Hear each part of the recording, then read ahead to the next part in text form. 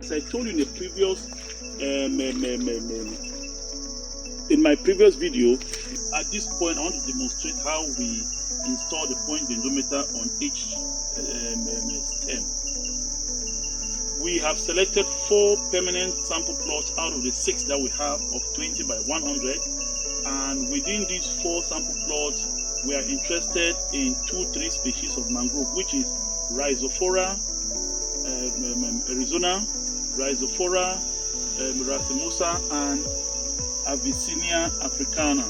So I will demonstrate how we install this on Avicennia africana. Since it is the permanent plot, this particular tree has a stack number, and a stack number 19. In this plot is stack number 19, and during enumeration, this is plot the diameter. They measure the diameter at 1.3 from the forest floor, and now we want to install the point dendrometer just slightly above the point of measurement, let's say 1.5 centimeter above the ground. And for us to do this, we use this drill.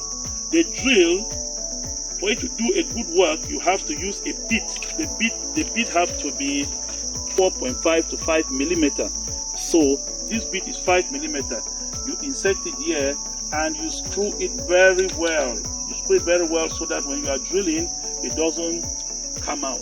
Now, if you decide to put it at this point, you have to look at the stem and make sure that this is the perfect point that you have to put on it. First of all, you test it. You put it like this and you make sure that it is perpendicular to the height of the tree. Take for example, if you drill like this, you will realize that the dendrometer will be like this. The adapter will not be able to enter. If you drill like this, it will also affect the pin. So you have to put it perpendicular like this so that there will be space for your adapter to download data. And you make a test.